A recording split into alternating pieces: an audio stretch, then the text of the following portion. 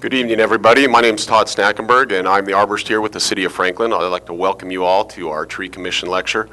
And first off, I'd like to say that these lectures that we have are made possible by the Williamson County Master Gardeners Association with grant monies. So we'd like to thank them. I'd also like to thank the City of Franklin Tree Commission and all their members who help me organize these, and we get the speakers and have everybody come out. Tonight we have Susan Bradfield back again to do a birding talk with some sound tonight. And a little intro to Susan. Susan Bradfield has been working for bird conservation for almost 20 years. She has presented educational programs in classrooms, nature centers, and professional conferences, as well as on the trail. She has recently returned from Washington, D.C., where she was education specialist at the Smithsonian Migratory Bird Center. A federally licensed bird bander, Susan participates in research at Warner Park Nature Center and at other banding stations around the country. So, enough of me. I'll let Susan take over. Thank you, Todd. Thank you very much. Thank you. It's so good to see everybody here tonight. I recognize a lot of faces and some from the far past. I'm really glad to see you. This is the second part of Birding 101, so it's an identification class. But we decided to mix it in with some of the birds that we're seeing in the spring migrants. So we'll do basic skills, we'll do a little bit of a review, and then we'll get into song, because that's really what we wanted to do tonight, is concentrate on recognizing birds by their calls and songs. But let's do some review first, okay? Does anybody know what bird this is? It's a summer tanager. Summer tanager. I just love this photograph this person sent to me. I guess he's on a bird bath, and I just thought that was great, so I'm staying with this photo. Bird observation, I said again, is a door into the natural world. Birds are our most watchable wildlife. What kind of bird is this? Bluebird. Eastern bluebird, male. Some are more conspicuous than others. Anybody know that one? Red-headed woodpecker, good. Birds serve many purposes in the world, such as insect control. There's a tanager with a cicada. They forage for caterpillars high in the canopy, like this magnolia warbler, or for ground insects on the forest floor. This one might be hard. It's a warbler, ovenbird. We'll talk more about that later. Birds disperse seeds. Anybody want to try that one? No. It's a female summer tanager. And we'll go into that. That's good. And they pollinate. You know that one? Female ruby-throated hummingbird. Good. When we observe birds in the wild, we begin to understand their lives. This is a common yellowthroat, another warbler. And learn how they adapt to their surroundings with very particular physical adaptations and behaviors. Kestrel, very good. It is then impossible to ignore other wildlife and the ecosystems on which they depend. Goldfinch, American goldfinch. Okay, getting started, we'll just review this. You need a good pair of binoculars. I advise that you get the very most expensive that you can. And there's the link, allaboutbirds.org gives you a great guide. I don't know if anyone went to that website last time.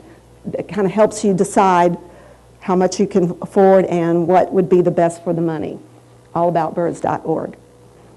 You need a hat with a brim, and you need a field guide, at least one field guide for eastern birds. I would recommend your first bird guide would not be one thing with the whole United States or North America. Just get one for eastern birds, if that's where you're going to be birding most of the time. Before you go out in the field, you should study your field guide, including the range maps. You have to know if they're here this time of year. Birds are constantly migrating and moving. You also need to know their habitat requirements. What do they eat? What kind of shelter do they need? And then look at the photos and visual details. And then songs and calls. We're going to try to take a stab at some of the songs and calls tonight. Using plumage color with caution. Remember we talked about birds molt. At different times of the year, they look differently, especially warblers and the migratory birds. So you have to know what time of year they're going to look that way. Dimorphism. What is dimorphism? Does anybody know? Male and female look completely different in their plumage, and that happens often. That occurs often. And then colors always appear differently in different light. So color is not the first thing you should look at. It can help, but not completely. For example, this looks like you've got the same bird in two different molts. Or this is male and female, but actually the bright yellow birds are the American goldfinch, and their breeding plumage, which starts in about February, they start molting into their breeding plumage. But from September through February, they are dull, like the birds on the left, like the females. They're dull green. A lot of people think they leave. We have them year-round, and they do migrate, but we always have male and female here all year round. Here's dimorphism. This is a blue grosbeak, which is a migratory bird. We haven't really talked about it, but I just wanted to use this as an example. The female is the dull brown, and then the male is the bright blue grosbeak. And the females need to be dull because they're sitting on the nest most of the time. They're the ones. And then the male needs to be bright because he needs to attract the female. Looking for details or field marks is something to work on as well, a skill to develop. Spectacles, hooked bill. Does anybody remember this one? This is a blue-headed vireo. These don't nest here, but they come through here, and they're very conspicuous. Their call is very nice. So I always include this. Plus, I love this photograph. It's a great photograph. You can see the spectacles around the eye, and then the hooked bill is a sign of a vireo. The top half of the bill is hooked down. Vireos need those to pluck little insects off of the high foliage. Complete eye-ring and bold spots on this bird that is here during the winter time. This thrush, hermit thrush, very good. On their way out now. There's a broken eye ring, wing bars, and a little pointed bill, which is a sign of a warbler. Does anybody remember this one?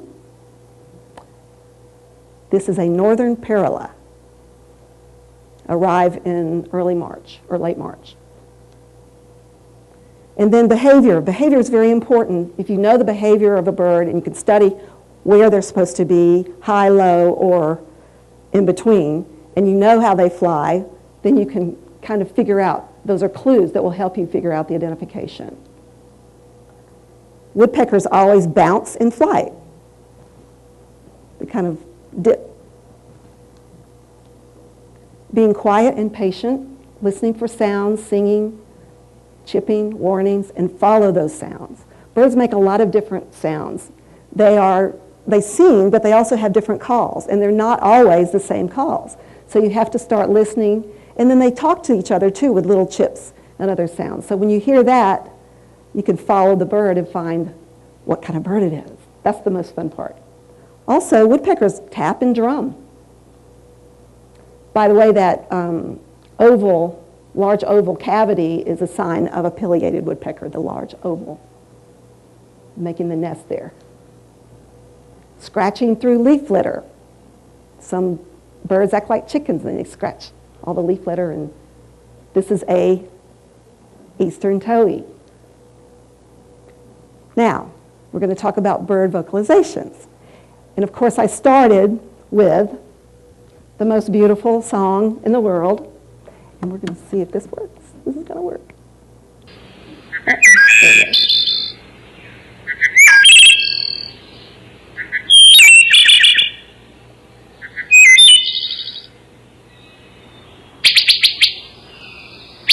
Oops.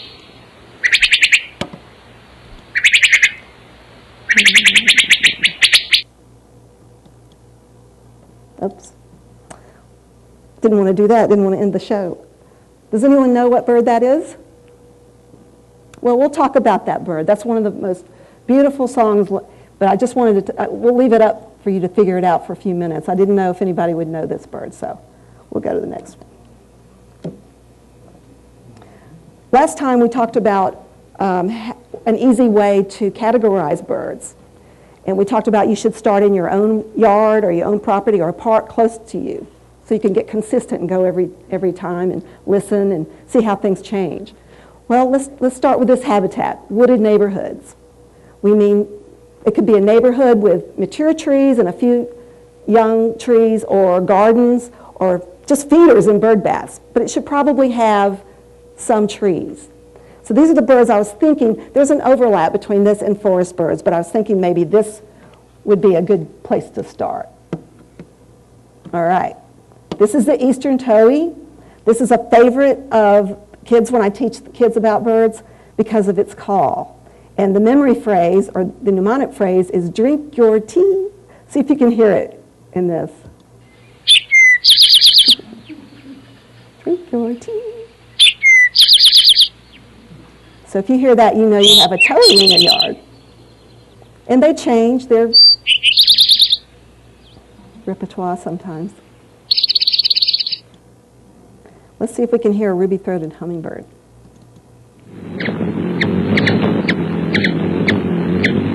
You're hearing two different things here. You're hearing the wings, the hum from the wings, and also the little chirp, chirp that they do.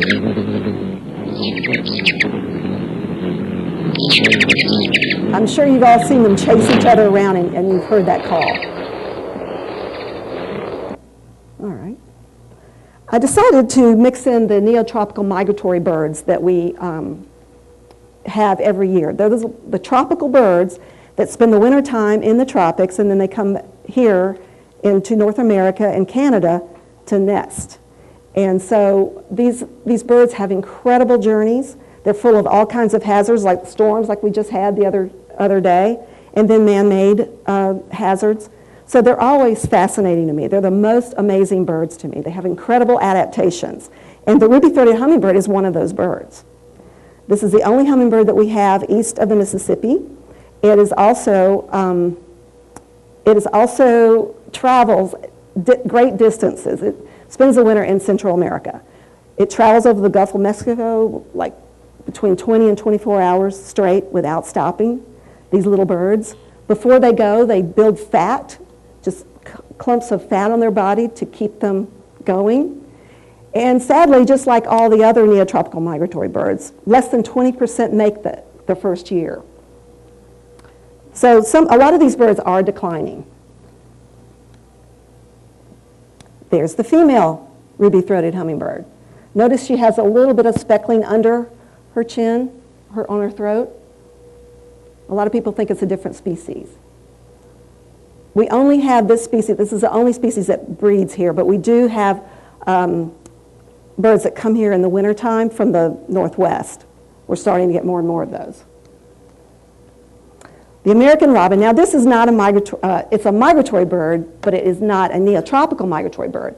The reason I have it up here for sound is because a lot of times it is compared, a lot of calls are compared to the robin's call. So I wanted to make sure you understood what the robin's call is.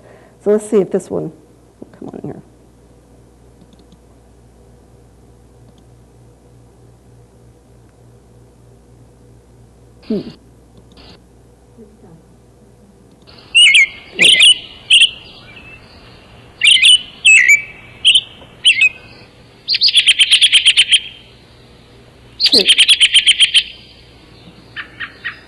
Cheery up, cheerio, cheery up, cheerio. You've all heard that, right? Okay. So this next bird, the scarlet tanager's call has been likened to a robin with a sore throat. Listen to this.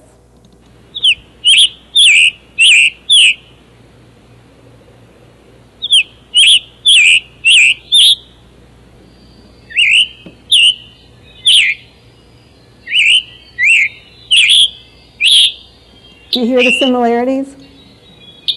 And it makes this call, chipper.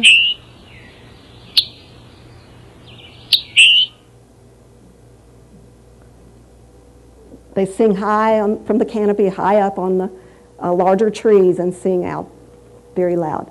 Notice the black wings. That's how you tell the difference.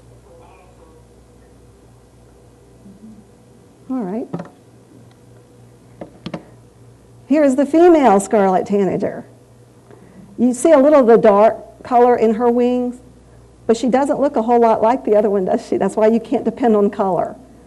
But the beak is the same, the size is the same, but she's a greenish yellow instead of, okay, this one is closely identified with the summer tanager. This was a little more conspicuous because it comes down from the top of the trees to sing sometimes. It'll actually be on a fence post singing, and its call has been likened to a nervous robin.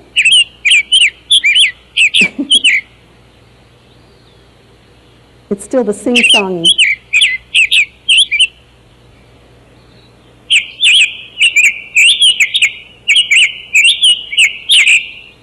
A little faster.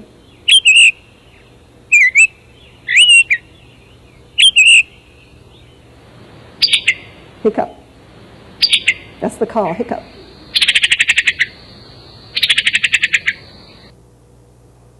So you hear the difference in the two. That one's really nervous. The other one was a little sing-songy like the robin, but with a scratched throat. Okay. There's the female again, dispersing seeds.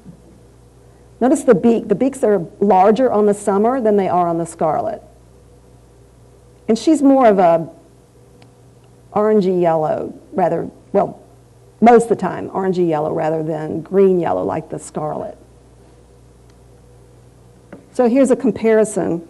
I know I've elongated the birds, but you can see the difference. The beak, the bill, the wings.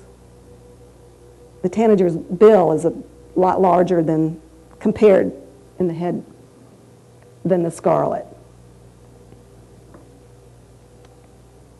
Eastern phoebe. These birds arrive at the late March and are already nesting for weeks by now. But this bird says its name.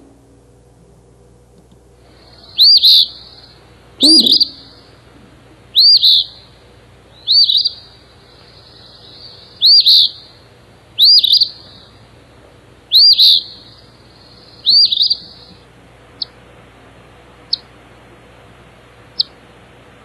Chip. Now this one, the phoebe that is likes to nest under the eaves of your roof and very close to the house, under bridges, and they're flycatchers. So you see them diving out from a branch to catch a flying insect. Just like this one. This is the great crested flycatcher. It's just arrived in mid-April. One of the largest flycatchers. This one you don't see as much as you hear, and he has a very loud call. Let's see. Weep.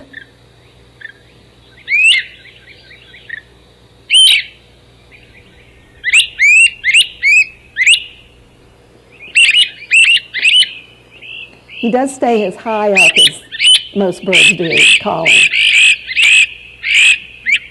A pair of them. All right. Blue-gray gnatcatcher. These are one of my favorite birds. It's a very quiet little bird.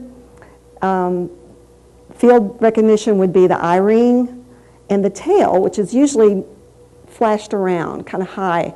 And when they move, they sort of float like leaves, kind of like warblers. And their nests are beautiful. They're made out of lichen, and they attach it to a little branch with spider webs, much like a hummingbird does.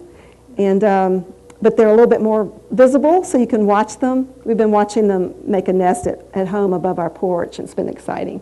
But they have a very small call, so let's see if we can, this recording will help us with this.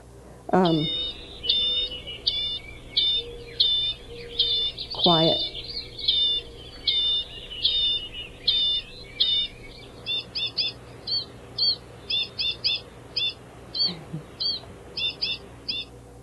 They're so cute in the hand. They're just lovely little birds.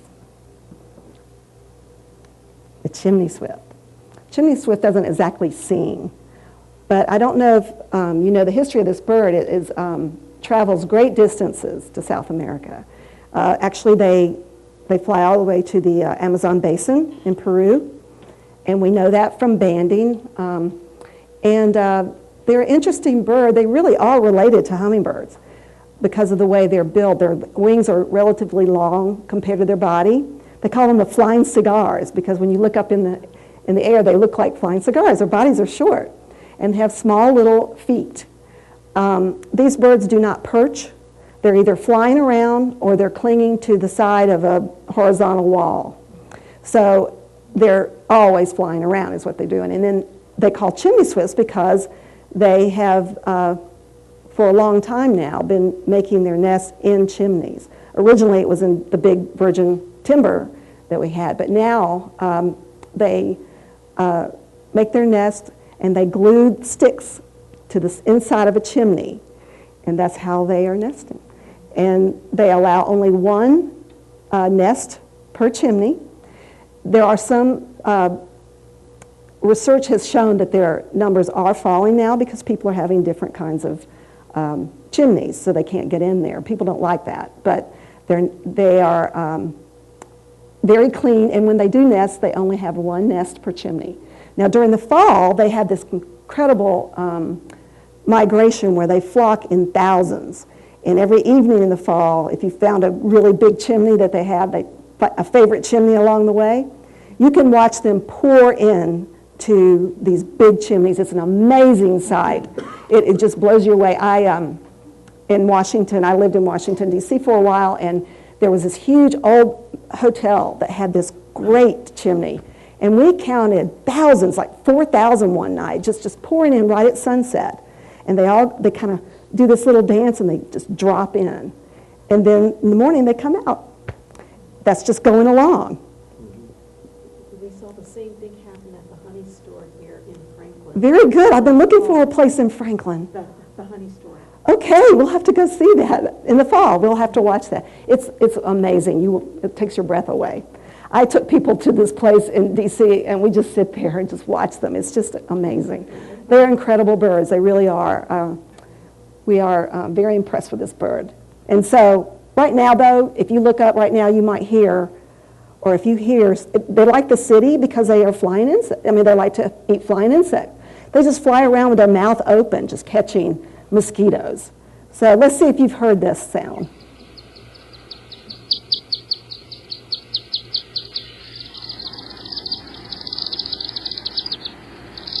It's a chittery sound. Very busy birds. All righty, who's next? Oh, here's a photograph. I forgot that I put this in here. This is the inside of a chimney. Now, they may have one nest in there, but the rest of them can't nest. If there's one nest in there, they're just roosting for the night. And they're much more crowded in the fall. The Baltimore Oriole is a favorite because it's such a beautiful bird. There have been reports that they do nest around here. I don't remember seeing any around here, but they could just be just north or toward the mountains. We did have them in Rock Creek Park in D.C. that we got to see. They make these incredible nests that just hang from a limb. They look like a little pocket book. They're just really nice, intricate, made out of grasses. They have a great song, though. Let's listen. They're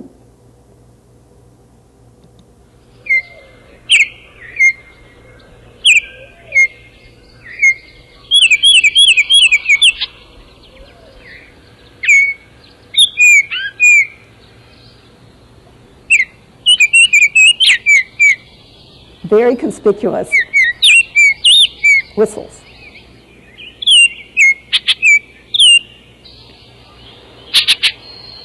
And that's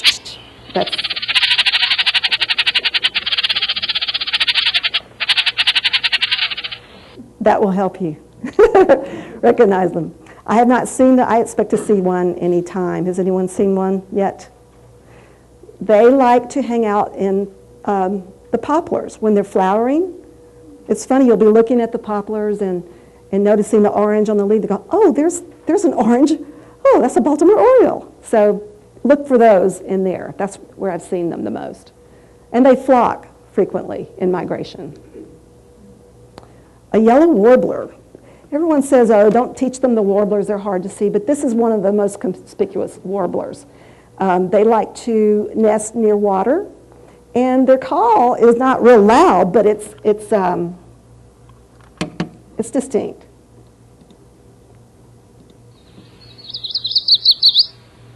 It's sweet, sweet, a little more sweet.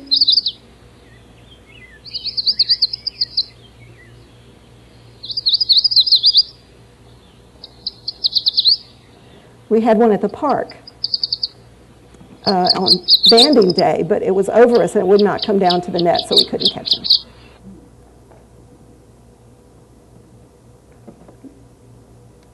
Now, I bet a lot of you have this bird. If you live near the woods, you probably have this flycatcher, the eastern wood pewee.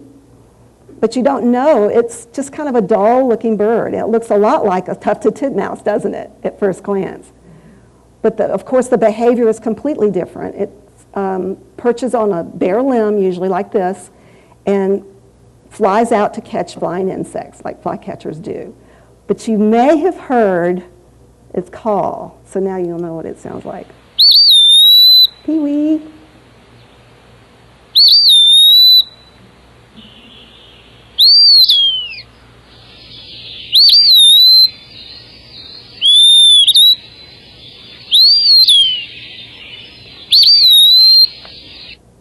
This bird is another neotropical migratory bird and has just come in mid-April.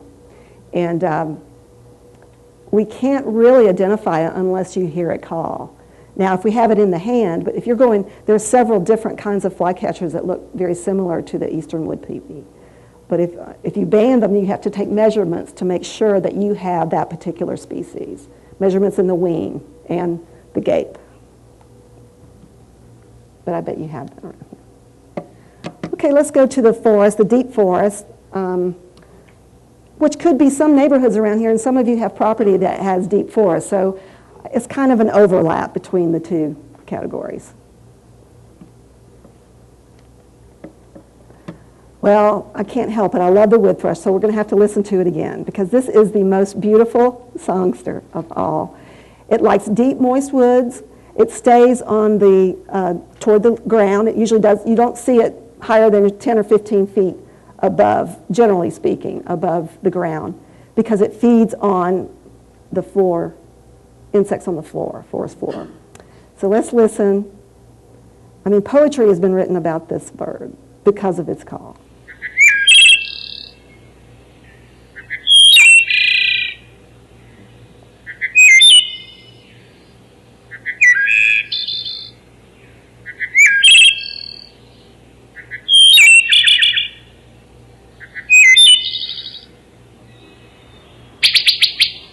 Pip, pip, pip.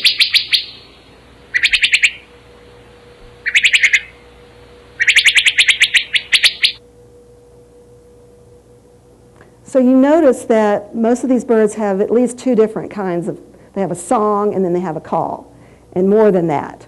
But I tried to give you those two things because they don't always sing. The wood thrush is a neotropical migrant that is in trouble. And a lot of research has been done about this bird because of its song. All the thrushes have beautiful songs, but this happens to be one of the most popular. And I thought I'd show you, this is just the range map of a wood thrush. You will see these in your books, the range maps, but a lot of times they don't show the winter range in the tropics, but you can see that it is all throughout Central America, and some of them go even to northern South America. So that's a pretty long trip. So we get excited if we catch one that we banded 2 or 3 years ago, because that is a huge deal. So I got word today, by the way, I wasn't banding today, but they let me know that they caught a bird, a summer tanager, which is a long-distance migratory bird that they first banded in 2009. So they were very excited. I had to text it out to everybody. So sorry I missed it. I just put the great horn in here because I think some people don't understand the difference in the call. So it's good to hear the calls, to know. The barred owl is a loud bird that you will hear even during the day. But the great horned will sing at night. And this is the champion hunter of all the owls. And, but it has such a muffled call. So let's listen. It's a hoot owl.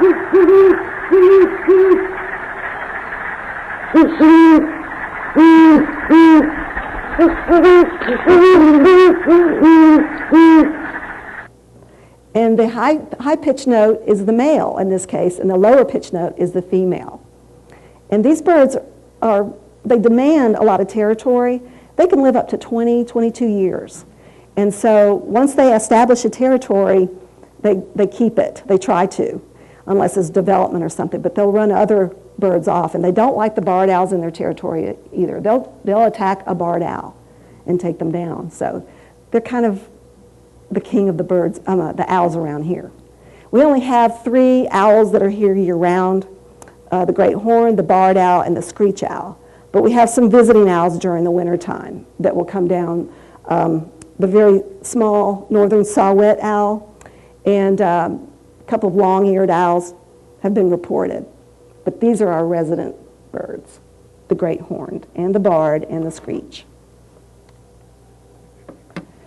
I had to include the red-eyed vireo because I know that it is in the forest, but it's also in your neighborhood. It's just so high up you can hardly ever see it. And notice the hooked beak, that's another characteristic. And it has a red eye when it's an adult, and has a streak through the eye.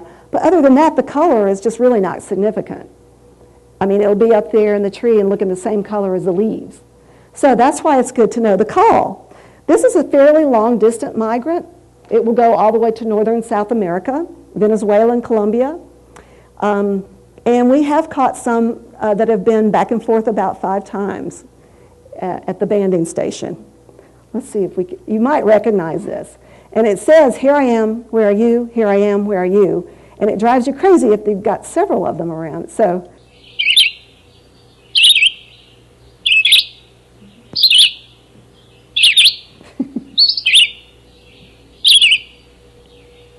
that can go on all day.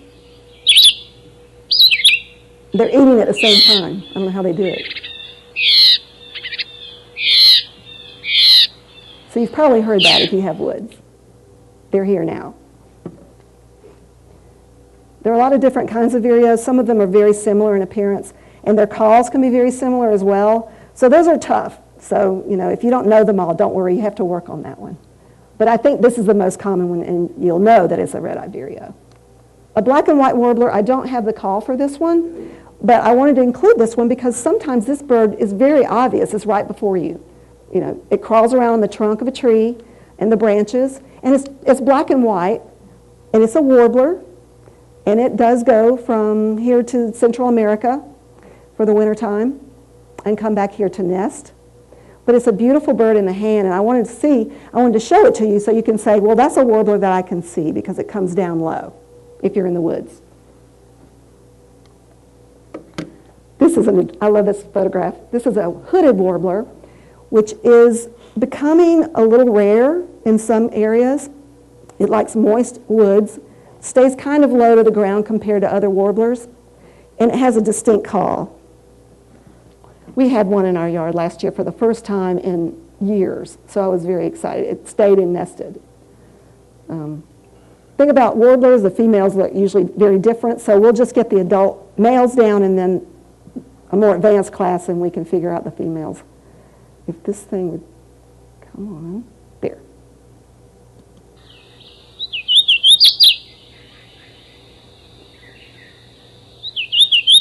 Say, weedio, weedo, weedo, weedio.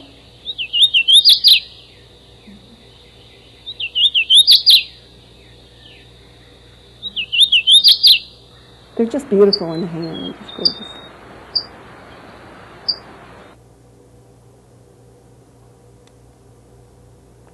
Okay, here's one it can hide, but once you see it, it stands out. It's a large bird. This is a yellow-billed cuckoo. It's not the cuckoo like the European cuckoo. It doesn't say cuckoo, cuckoo. It has a completely different call. They can be bullies for other birds. I've heard that they can take eggs out of nets for other birds, but they're just beautiful birds. And they go to the mangrove swamps in Central America to spend the wintertime. So they're tropical too. So let's see if you can hear us. They're pretty loud.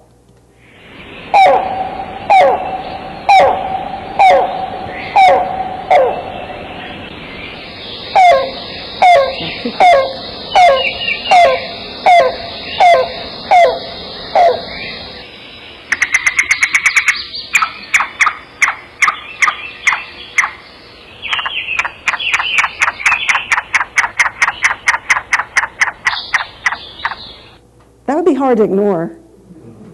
You know when it's there. Sometimes you can't get a great view, but you can see that.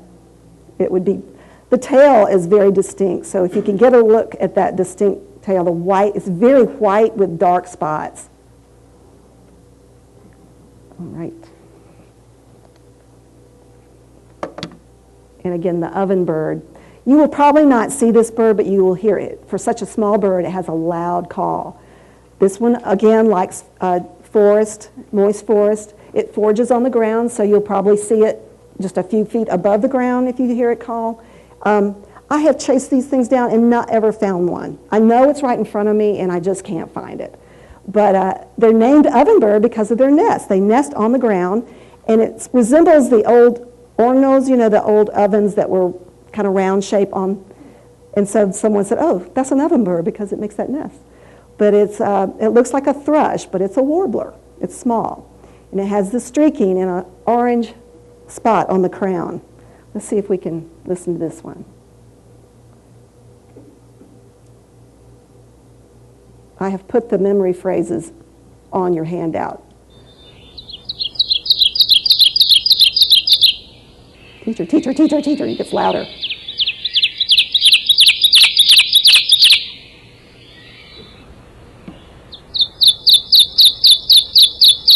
It can be right in front of you. A lot of birds are like that. That one's worth looking for. Okay, now let's go to open fields and pastures. If you live in an open area with farms around you or newly developed areas with common grounds and just neighborhoods with large lawns and a few trees. I think you'll know some of these. The barn swallow. Barn swallow also catches insects in flight close to the ground. So you can see this one. They like to nest in bridges and under bridges and eaves, and they're a long-distance migrant. Northern South America, in fact. They go all the way there. So they're early, too. They arrive around March, mid-March. And their call, though, is kind of a chebek, chebek, and I couldn't find a good recording of it.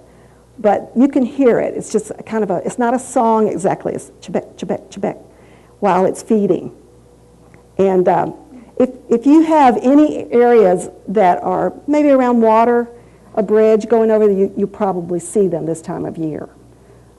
I think I brought the picture. Well, no, I guess I didn't. Okay. Here's another flycatcher. This is the eastern kingbird. It doesn't look that impressive in this photograph or just when you see it, but it is a beautiful bird because everything is so distinct. The black is very dark, and then the white breast is beautiful. Sometimes it'll have a little bit of a crest better than this picture, but you'll be able to see these because they perch on fences and low posts and dive right out. Just to watch it is fantastic. Just watch to catch the insects and bring it back to the same perch. They eat a lot of mosquitoes, which is what we want. Let's see if you can hear it. The call is not really a song, but it's been likened to like an electrical sound. Let's see what you think about this.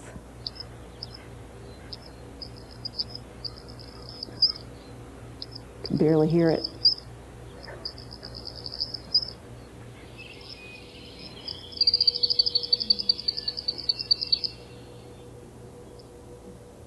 Well, I was hoping it would be a little louder, but you get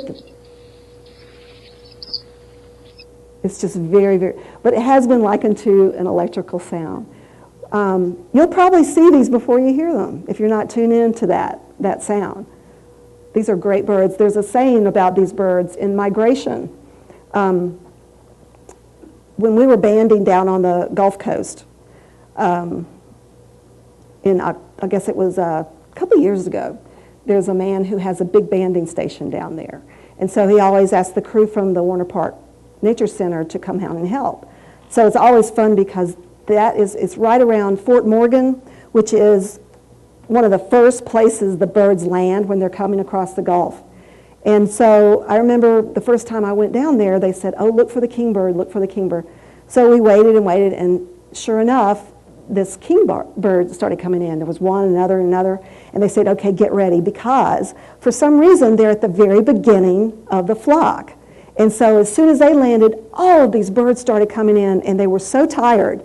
They were all coming in and just dropping onto shrubs and things and just immediately start eating. I mean, tanagers, but the kingbird was the big warning, and it really did happen. So I have respect for the kingbird. I also think it's a beautiful bird. It is fearless. It will chase around a hawk or any other bird of prey to keep, its territory. So, eastern kingbird is very special. I guess I'm saying that about all the birds, aren't I? Eastern meadowlark. You're probably familiar with this bird if you have a pasture around, because they have a beautiful call. They can hide. If you'll notice, the back is camouflage for tall grasses. You don't see them. But if you can catch that yellow with the black V on the front, it is very obvious. They'll go up on the power lines and on fence posts too for you to see them when they're singing. They have a beautiful call. It's been called Spring of the Year is the mnemonic phrase. Let's see if we can get this one. Spring of the Year.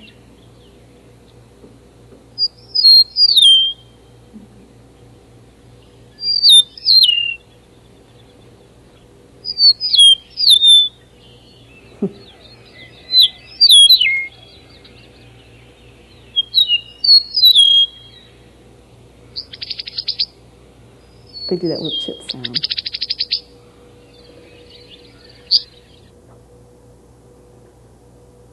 Sometimes all you ever see is the white in the tail feathers flying away from you. But you know it's low and it's in the pasture. It's a pretty big bird too, so easily identified. I included the field sparrow. It's not a neotropical migrant, nor was the eastern meadowlark, but this bird is pretty common around here, and I like the call. I've told people that it's, it resembles when you drop a ping pong ball and it goes bup, bup, bup, bup, gets faster and faster. It's kind of like that, but this is the real call. You'll get to hear it this time. Field marks include the pink beak and little pink legs and the white eye ring. And sparrows are difficult to identify, like warblers, so they call them the little brown birds or little brown jobs, but this is one that will come closer to you and it has a nice loud call for such a little bird.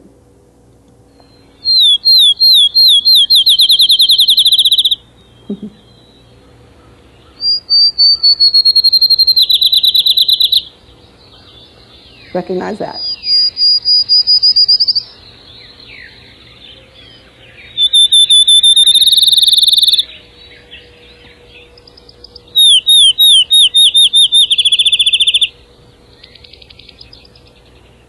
And they're here year-round, so we get to enjoy them all year. Common yellowthroat, we've talked about this one before, but this is a neotropical migrant that spends the winter in the tropics. Some populations stay in southern Florida. It's a nice little bird. It's hard to find because it just blends in so well and it's small. But its distinct little mask is a field mark to identify if you can find it. The call is very conspicuous, though. It's small, but it still has a beautiful little call. And it will stay on forest edge or fields. Let's see if you've heard this bird. Why doesn't it come up? There. Witchety, witchety.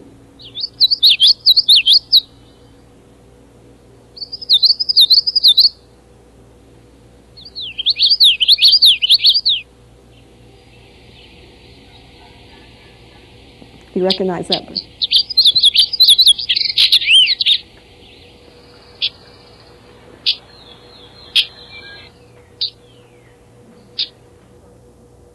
A lot of time, if you'll listen when you hear something like that, you walk closer and just listen for that little chip. That will lead you to the bird. And a lot of warblers do little chips. And some people can identify warblers by their chips. I mean, some people can. I can do a few. But this one has a nice distinct chip, so you know that's probably a common yellowthroat. It's all about understanding your habitat and knowing what to expect. I think that's very, very important. So you have to study. Aha. A favorite, indigo bunting. Neotropical migratory bird. Beautiful male. If you catch it in the sunlight, it's that iridescent blue. And, but otherwise, if it's in the shadows, it just looks like a dark little bird. So it's interesting, the sun really turns it on, those feathers. It has a great call. It's kind of a jingle, but it does everything in twos. And the memory phrase is sweet, sweet, spit, spit, choo, choo. But it doesn't always do the same thing. The kids love that one too. They go, sweet, sweet, spit, spit, choo, choo. Indigo bunting.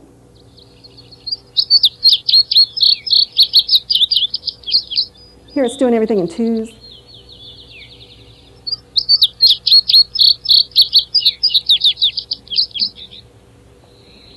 It sounds jingly.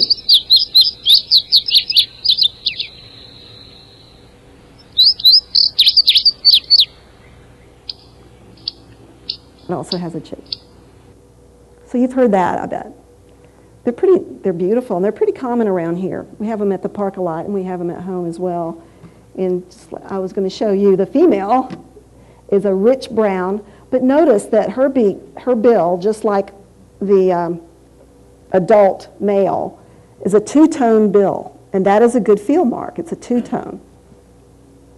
And a lot of times we can tell the difference in the age because of the bill and feathers as well. So, and see, she has the two-tone and just a little bit of blue in her coverts. Really pretty brown, too.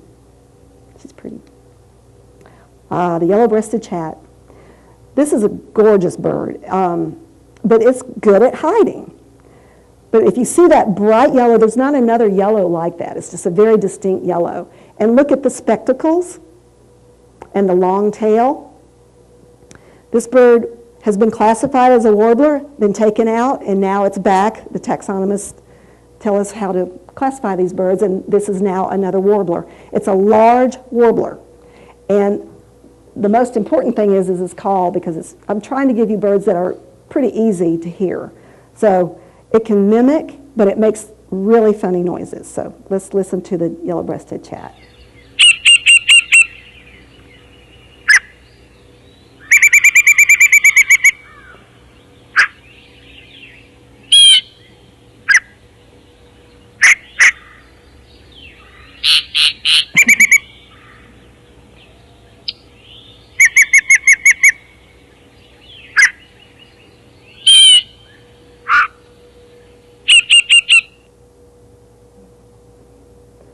Did you hear, maybe it was imitating a bird or two? Did you hear in there?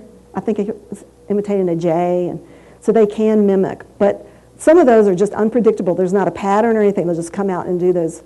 They can sound mechanical. They can sound clear. So they're very interesting birds. They are on the edge, on shrub. The best place for chats is if you know the Natchez Trace, that overlook that's closest to the bridge. They're up and down that road, and they are really loud there. Okay, in water's edge, a lot of us live close to water, and it doesn't mean that you have to live, the birds are going to have to be right on the water, but these are just birds that you will see along rivers and streams. The green heron is a neotropical migratory bird, like its cousin, the great blue heron. It feeds on fish and crustaceans in the water. It's a solitary bird, and is very, very camouflaged, so you might not see it right away. Like I said, it doesn't stay in flocks, so you have to really be looking for this bird. It's beautiful, though, up close and in person. Let's see if we can get the call. But it may be beautiful, but the call isn't exactly lovely.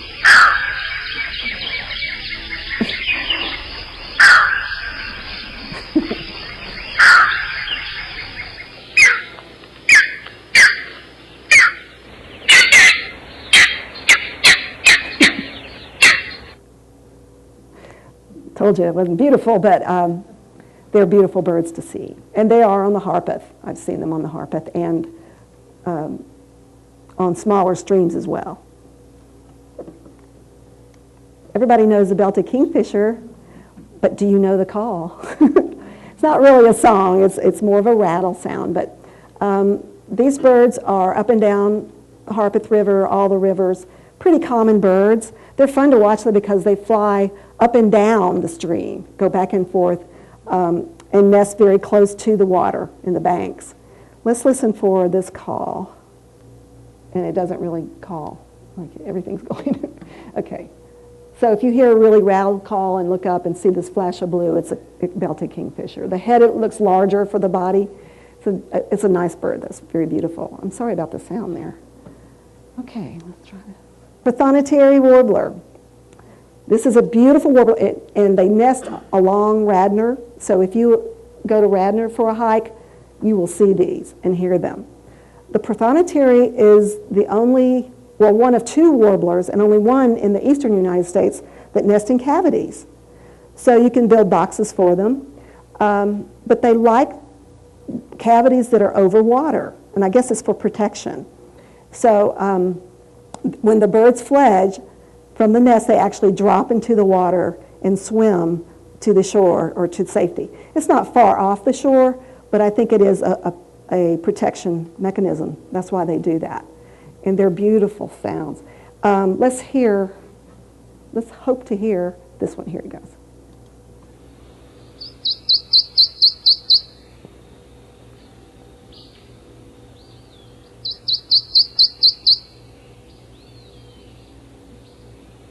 Huh. That's not as loud as I'd like, but it's a common.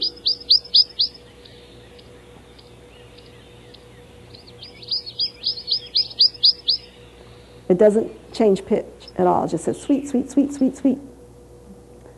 Unlike the yellow warbler that says sweet, sweet, sweet, a little more sweet. Those are the kind of details you have to find. It takes time. Okay, I'd like to acknowledge Scott Summershoe. He's a state ornithologist, and his website is Tennessee Watchable Wildlife. That's where I got these recordings. And you can go there and just go through them, go for hours and hours and pick out the bird that you like and try to listen to them. Also, Megumi Aita, some of the most beautiful photos that I had are from this woman who is just doing this for fun. And then Dave Hawkins Photography and James Hurt, and then Cindy Rutledge gave me a photograph. So I hope I didn't overwhelm you with too many sounds, but I think you got a good start on what you need to listen for. And I would be happy to answer any questions you have about birds that you've seen lately or anything about migration, if anybody has any. Yes, sir? When you say neo, Neo. say neotropical? Yes, sir. What is that? New tropics. Neo meaning new. What are the new tropics? New tropics are in the New World, you know, as opposed to Africa and Indonesia. These are the new tropics. Yeah, that's what they call it. Any other questions for anybody? Goldfinches. Yes, sir. For several years, we would see flocks of them in our backyard. Mm-hmm. I haven't seen one in 2 years. Oh, really? They live over in Monticello. Has something changed around you? Huh. Did you ever feed them? Did you put feeders out for them? And you still do, and they... That's interesting. You know, that similar thing happened to me. They're here year-round, but they're not all the birds are the same birds that you see year-round because they move. One of our birds that we banded years ago ended up in Wisconsin in the summertime. We banded it in the wintertime. We catch more of them in the wintertime, and it ended up in Wisconsin. Someone caught it up there. And so we know that they move around, but we do have them year-round. You know, that happened to me with white-throated sparrows. 1 year or 2 years, they just weren't around my house at all. And they finally came back this year. So I'm not sure because I didn't really change anything. I mean, things do change. Trees get larger, shade starts taking over. That might have something to do with it. I wish I could tell you. I don't know. This just happens. They could come back, though. You know, they are the latest nesting bird. They nest in August. They nest in tall shrubs, but not too high, about 15 feet at the most. But they're hard to find their nests. They really are. But it'll be like late July, August is when they nest. And they use, those bull thistles with the feathery seeds. They use those to wrap around their nest and to make their nest, keep them warm. Isn't that interesting? I have those in my yard and I like those. Oh, so you have a lot of goldfinches. I have a few, yeah. You could try, I really think, this is another presentation, but we should try to start thinking about the plants that we would like to plant in order to attract a certain species, a particular species. So maybe you could start planting something different in your yard. They like goldenrod, don't they? Goldenrod. Goldenrod, any kind of sunflower seeds, those kind of things. So. What about the rose-breasted? Oh, the grosbeaks, have you seen those? Have you had those? We have, they come and they stay about 2 or 3 weeks and then they're gone. Right, they're just coming through. They're beautiful birds, that big grosbeak. They come to feeders. They like seeds. That's that seed cracking beak. And believe me, when we get those in the net, it's like, oh, it's your turn to get this one out because they can just grab hold of your finger and just hurt. So we kind of say, oh, it's your turn, Susan. No, it's your turn, Kathy. But they're beautiful, beautiful birds. The female is brown. It looks kind of an overgrown sparrow. You probably see them together. Yeah, they nest more in higher elevations in the Northeast and in Canada. But they're fun to have to come through. We had one year where they were just everywhere. People were writing about it, but I saw a couple at my feeder recently. We've got several of them. Right now you do? Fun, that's fun. We counted 12 pairs ours You're just the day before yesterday. at your feeder? Ooh, it could be one of those years. Is that common during the year? I mean, have you noticed this every year? Oh, okay. It could be one of those years then. Everybody get out your feeders. They're so much fun to watch. They have beautiful rows on their breasts. I didn't include that because it is not a nester here, so I was trying to stay clear with that. Should have put them in. The red-tailed hawks have Oh, nested, produced eggs, and are starting to fledge already. oh, you're kidding. In your yard? Close by? Neighbors. Oh, wow, red tails. Yeah, they do nest. Birds of prey usually do nest earlier. And so for sure. Have you ever tried to walk under the nest? Yes. And Pictures of. did they dive bomb you and start screaming? No, No, that really happened. trees. It was in the woods. Yeah, that's happened to us though. In our woods, we noticed that they're nesting, and my husband and I thought, oh, we'll just go over there and get a closer look. And they started from way back. I mean, they were way up in the air, starting to scream at us. And I kept thinking, are they bothering? And they just kept closer and closer. Well, okay, we're going to leave you alone. So they're fledging. That'll be fun to watch. Well, David has pictures of Oh. 2 of the chicks on the nest. Oh, how wonderful. That's exciting. I love hearing these bird reports because it's just a great time of year, Any other questions about banding or anything? You can attract Baltimore Orioles here. Yes, sir, you can. You know how? Well, besides plantings, they like nectar from oranges and things. Yes. Have you done that? I have one of those little yellow things that you're supposed to put, Oh, yes. You have a feeder, but that hasn't worked. bought it in New England.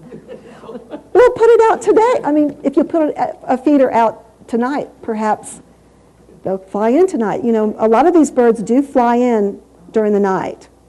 Maybe I haven't made that clear. They did experiments with the indigo bunting, the beautiful blue bird, in the laboratories and in observatories and planetariums.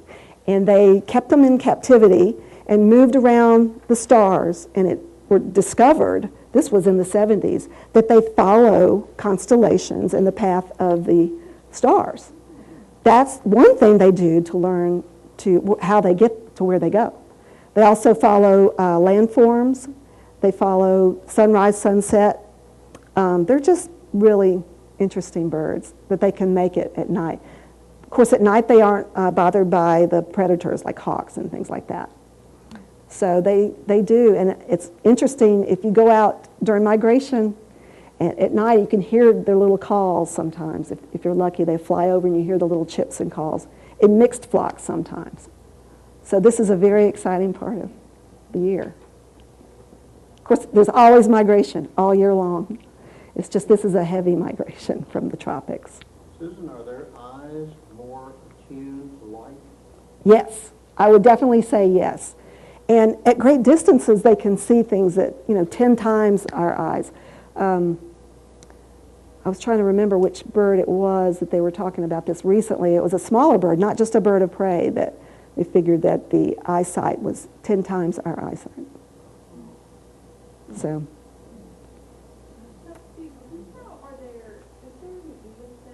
are there eagles here? Yes, absolutely. I've seen them. Really? Have you seen a pair? Well, we're trying to find out how many nests are here in Tennessee. They nest a little earlier, so and then some will fly other places to nest. But during the wintertime, I've seen them on the Harpeth. Also, not this year, but last year, I saw a big nest down there, South Hall area along the Harpeth. They're here, and they're huge. I mean, they're obvious when you see one. They're just... And he flew down in the river and did something. Oh, yeah? Yeah. Oh, very good. Was this recently? It was last summer. Oh, lucky for you. That's great. They're wonderful. They're popping up everywhere. They were, for so long, they were in trouble. And then they banned that DDT, and they've really made a comeback. And that's really good news for a lot of birds have been in that situation. We really are, things are becoming better for birds, even though it doesn't seem that way. The songbirds are having problems because of the development in Latin America. It's a lot more. And I just recently did a presentation on coffee farms. They're finding out that shade-grown coffee farms are where the birds are ending up now because the shade-grown coffees, true shade-grown coffees with diversity in native plants, are similar to undisturbed land. And they're just taking out all of the land for farming in Latin America, and especially the coffee belt. Traditionally, coffee was raised in the shade, but in the 70s or so, they started taking out hillsides and putting what's called sun-grown coffee. It's less expensive to grow and it turns over quicker, but it's also necessary to use pesticides and herbicides and fertilizers. So all of that runs off into the soil, and it's a big mess as far as that goes. So I would encourage you all, if you're coffee drinkers, to ask for shade-grown and bird-friendly certified coffee. I mean, I'm not selling it. This is the truth. It really is. And it's making a difference. Ornithologists will go down there and they'll find that there are as many species in these shade-grown coffee farms as there are undisturbed forest. So I always like to end up presentations quickly with ways that we can help to conserve these birds, because they really are, songbirds really are in trouble. We need to stay on top of things and make sure that your advocacy for energy saving things, recycling and that sort of thing. Be careful what you buy, your products that you buy. Wind turbines are on the up, but they're also very destructive. It depends on where they place them. So you can kind of be an advocate for migratory birds, especially. But you can also plant things in your yard, native plants. You can keep your cat indoors. Cats take a lot of birds, especially in the springtime. Cats really do put a dent in the population. I know it's hard if you have a cat that's used to being outside, but especially when the birds are fledging, it would be a good idea to do that. And dogs, even dogs eat birds, so that would help. But cats, there have been studies on how many birds cats take away. So, and there are all kinds of things you can do. So if you will, that would be great. And I hope you enjoyed the ID. We can't cover all of them, but I think we covered a lot of them. It looks like everybody's had their full fill, I should say. So thank you very much for coming. I appreciate it.